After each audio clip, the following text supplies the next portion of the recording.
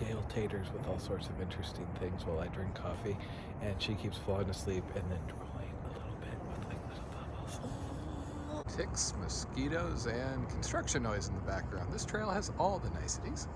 So you know how I joke that like storms are following me around? Guess what's coming our way tonight? Hi, taters.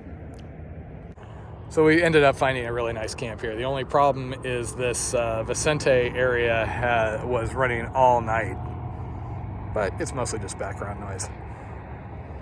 And that's where I came down from last night. Hi, taters. So on the plus side, we seem to have done the crummy part last night, so now at least we have trail for a little while. Our goal today is basically get to our water stop, and then there is a canyon that will set us up to finish tomorrow. Unfortunately, it does look like we're going to have a storm blow in tonight, so we're gonna have to kind of batten down the hatches. Okay, so we just got up here and I found this giant arrow, and it turns out we do go that way. So no signs, but giant arrow.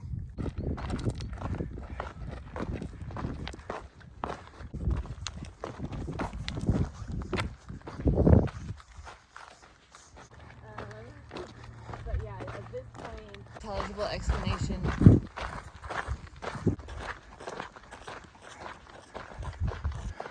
And this is, of course, the challenge out here. Most of these areas are preserves and parks that explicitly disallow camping. We found just a patch of shade, so we're taking a break and drinking. And I found somebody that wanted to talk about the trail. Well, she's rolling her eyes and she's like, oh, Jesus, not again. Looks like the biggest challenge for this last day is going to be where we spend the night.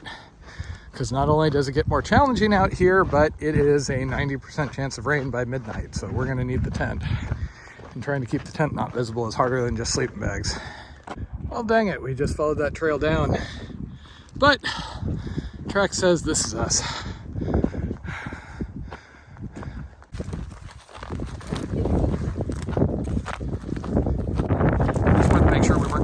Down into somebody's backyard. End up with a homeowner with a gun pointed at us or anything.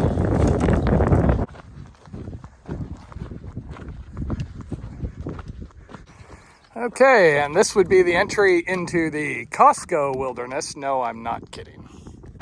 Funny thing, the USGS topo just shows this as a hillside.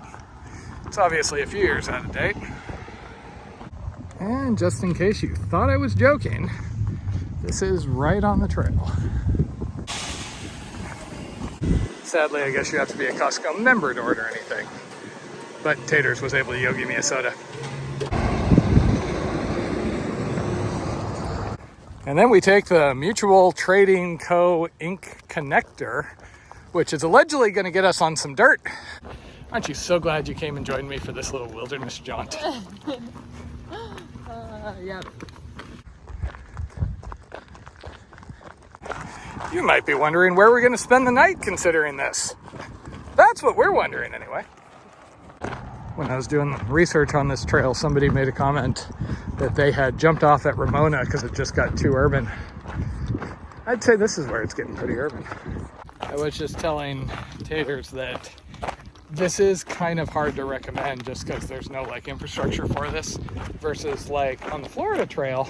You know, you can knock the Florida trail if you want, but going through Orlando, you're actually on kind of like a trail system going through. There's campsites, there's places that are available, even on the longer road walks, there's churches to stay at. They really kind of embrace the trail. Versus here, I've run into like one person who knew what the San Diego Trans-County Trail was, which is fine. You know, I expected this to be kind of a very much not known, just, oh, let's go see what it's like sort of thing. And it has had its ups and downs, but there's been some cool parts. I don't know that, at least at this point, I would do it again in its entirety. You know, that whole bushwhack section was kind of a drag. And if you get, we'll see what the camping situation's like tonight. If you get too much into kind of the stressful stealthing situation, that kind of detracts for me.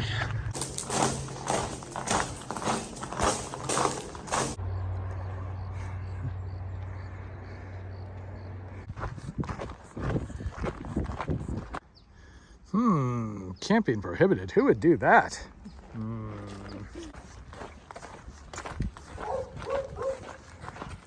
Remember when I wanted to do the California Coastal Trail and we started looking at it and it was like just walking down the sidewalk in San Diego for like hundreds of miles, and I was like, that probably isn't what I want to do.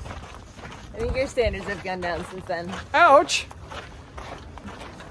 I could say something about relationships, but then you're gonna make faces like that. Aren't we all glad I didn't go down that path? San Diego Trans-County Trail even has a boardwalk.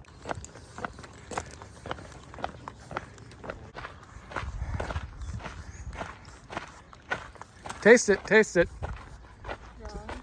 So you can barely read that, but it's two Trans-County Trail stickers.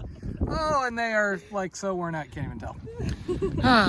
Now if they only had one last legal campsite for Trans-County people before the rain hits, that would make me a lot more comfortable right now. This is pretty through here, but I'm really starting to stress about the camping accommodations. The bridges were way more exciting on the AT, you know.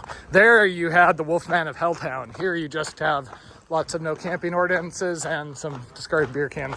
So this is where I start to get really motivated, and Taters has a hard time keeping up with me. Well, this may look like there's vegetation and we might be able to find some place to camp. There are houses all over the place. Also, as an added bonus, it's supposed to start raining at some point here. So we're trying to hurry up till we can get to some place where we can still camp for the night, preferably before it starts raining. The weather's holding. Unfortunately, we are running out of daylight. It is almost dark and we are experiencing a severe lack of places that are safe to stay for the night. So that would be the 15. Oh my God, it's like a unicorn. There is something ironic about we're now finding signs that mention this trail right at the point where this trail is decidedly unfriendly to, you know, backpackers.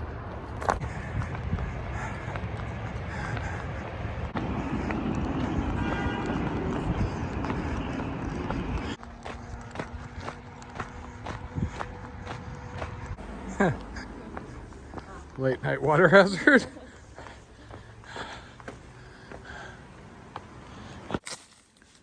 Home sweet stealthy home tonight.